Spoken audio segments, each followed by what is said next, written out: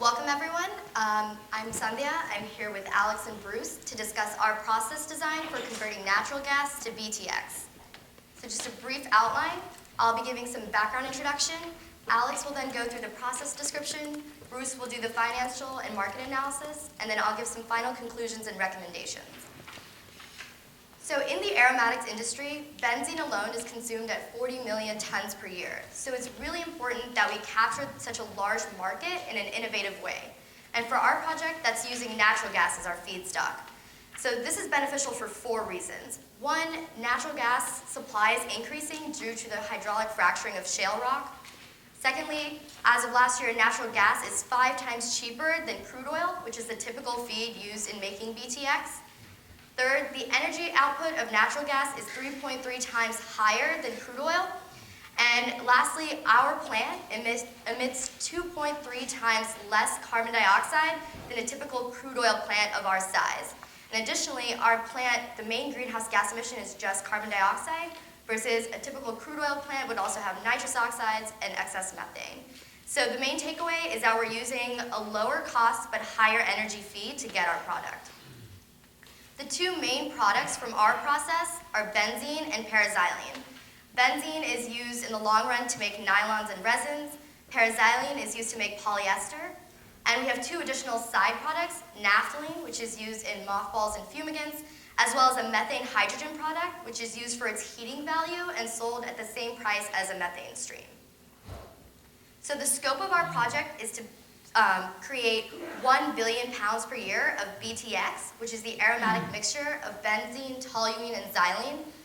We're required to do this using a ZSM5 zeolite catalyst with a copper molybdenum substrate, and that catalyst has a 12.4% conversion of methane when it's used in conjunction with the natural gas feed. And on the product's end, our benzene product has a 95% purity requirement if the impurities are aromatics. Our paraxylene product has a 99.8% purity requirement, and for naphthalene, there's a bit of a range. On the lower end, a 95% purity requirement for being used in the additives industry, and that can go up to 99.9% when used in the pharmaceutical industry. So now Alex will talk about the process summary. Thank you. So as Sandhya mentioned, the scope of our project included we were assigned to make 1 billion pounds per year of BTX, and we were given a catalyst. From there on out, the rest of the process design was our own. So we came up with a process where we feed our natural gas first to a dehydrocyclization reactor. This reactor uses the catalyst that we were given, and this is where we convert our natural gas to BTX. Out of that reactor comes the effluent, which contains our BTX product and a lot of unreacted methane. We then send the BTX product as a liquid phase to our separation train. There are 3 columns where they separate the lower boiling product sequentially. So we'll separate benzene off in the first one, toluene in the second, and then the third one will split xylenes and naphthalene. We then take our toluene, since it's less valuable than paraxylene, and send it to an alkylation unit where we convert it from toluene to paraxylene to give us a more valuable product. Additionally, since we have so much unreacted methane due to our low conversion of our catalyst, we designed a furnace section in our reactor and in our process that gives us the ability to generate all of the heating utilities that we need for our process. So therefore, we buy no heating utilities from outside of our process. We're able to generate it 100% in-house. So for dehydrocyclization, like I mentioned before, we take our natural gas feed, which contains methane, carbon dioxide, and a little bit of nitrogen, among some other things, send it across our copper molybdenum catalyst, and it's sent to a flash vessel, which separates it into a vapor and liquid phase. The vapor product includes a lot of unreacted methane, any unreacted carbon dioxide and nitrogen, as well as hydrogen gas as a product. And out of the liquid phase comes our aromatic products, the benzene, toluene, xylenes, mixed xylenes, as well as naphthalene as a byproduct. We then send it to our separation train, like I mentioned before. The first one we separate off benzene. This is at a high enough purity where we don't have to do any further purification. We send it off to storage as is. The second column separates off toluene, which, like I mentioned before, we send to our alkylation unit. And the third column separates out naphthalene out of the bottom and paraxylene out of the top. Since we need to get to 99.8% purity of our paraxylene, we then send it through a crystallizer to achieve this purification. Finally, the alkylation unit converts our toluene into paraxylene. It's very important that we get the para configuration as opposed to the meta or ortho, since paraxylene is very important for the use in the creation of polymers. We were able to find a process that did this with excellent selectivity to paraxylene, and it gives us a lot of added value in our process. So the summary of utilities, like I mentioned before, absolutely no external heat is required for our process. We're able to generate 100% of what we need in-house, and then we still have some left over in addition to that we can sell. Our electricity usage, we use over 800 million BTUs per hour. Our cooling requirements, again, over 800 million BTUs per hour, 2/3 of which we accomplish with cooling water through our process. And these numbers do seem extremely high, but it's not a product of inefficient design in our process, rather the scale of our process. Since we're producing 1 billion pounds a year of BTX, we have millions of pounds an hour flowing through any given process stream at any given time. So our electricity comes out to under 21,000 BTUs per pound of benzene, and likewise cooling water about 20,000 BTUs per pound of benzene. Now Bruce will talk to you about our market analysis. So before I talk about the specific financials of the process, I just want to talk about the economic setting that we're in. In terms of our process, the most important part is that we're using a natural gas feedstock. Traditionally in the industry, benzene and other similar aromatics have been produced using crude oil. And as you guys probably know, over the past 5 years, the spread between natural gas and crude oil prices has become increasingly large due to hydraulic fracturing and a lot of shale plays that have been opened up within the U.S. Over the past year, we have seen a significant drop in oil prices, so the spread has gotten a little smaller, but it's still significant enough that using the natural gas feedstock will be very beneficial for our process. In terms of the products, benzene is our major product. It's about a $10 billion market within the U.S. Most of the major players in this market are large petrochemical companies. LyondellBasell, for example, has about a 9% market share in this industry, and they produce about 195 million gallons of BTX per year. Our proposed process produces about 185 million gallons, so we would need to capture a significant portion of the market. This could be a little bit difficult because most of these large petrochemical companies make their own benzene in-house and then use it to produce their own syrenes, so we would need to either partner with one of them or develop some sort of long-term contract. However, we do think there is room for new suppliers, as over the past 5 years, demand has been trending up. As you can see in the chart, it shows the capacity utilization rate has also been trending up and is expected to increase over the next 5 years. So in terms of our actual process, it's a 17-year project. This year would be the research and design portion. Next year the construction would begin, and then it would run for 15 additional years of production.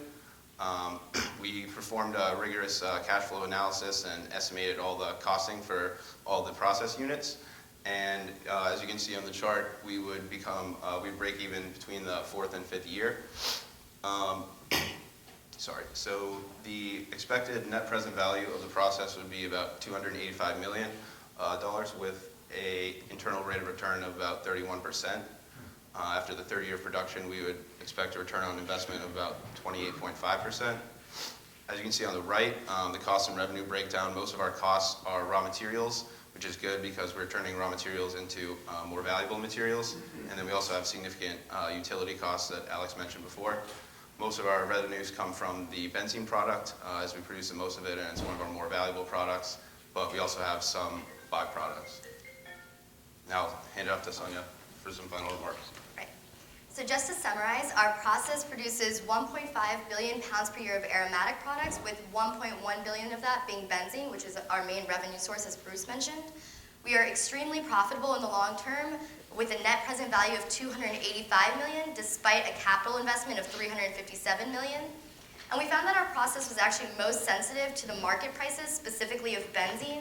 And benzene prices tend to correlate with crude oil prices. So the recent dip in the market is a little concerning, but we're confident that in the long term, the prices will go up and stabilize. And additionally, our plant specifically can withstand about a 20% drop in the benzene price before we reach a net present value of 0. So going forward, we do recommend construction, but we recommend doing more rigorous cash flow analysis to see where benzene prices are currently in the market. And additionally, we'd like to explore our catalysts on a more industrial scale. Right now, all the data we have for our catalyst production is at a laboratory setting. And so when looking at its performance, our main concern is actually the conversion rate of the catalyst. So we mentioned a 12.4% conversion rate of methane, and that's actually pretty low, and we'd like to increase that so that we can input the lowest amount of feed but get the highest amount of product. So with that, we'd like to thank Bruce Rana of DuPont, Dr. Shia, Professor Leonard Fabiano, and everyone in the CBE department. So thank you. We'll take any questions.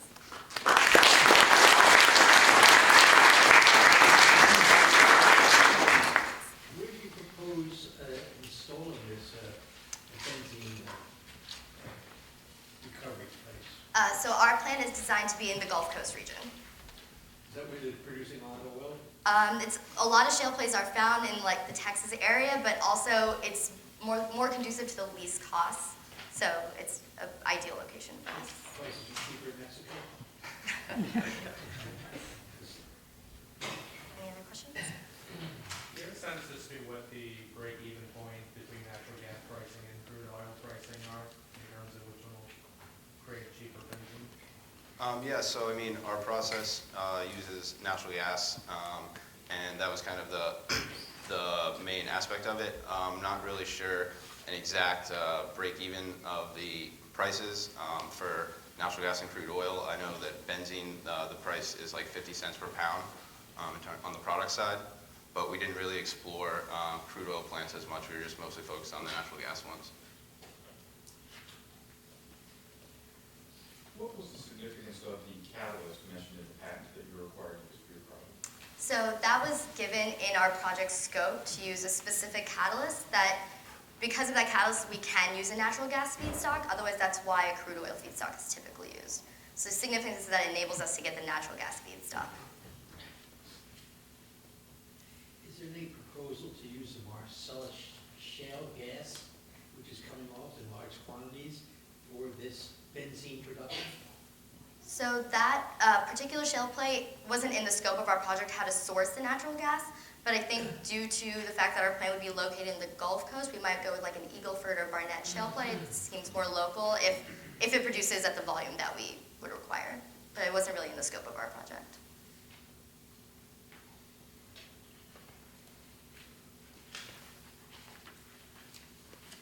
Thank you very much for your attendance today.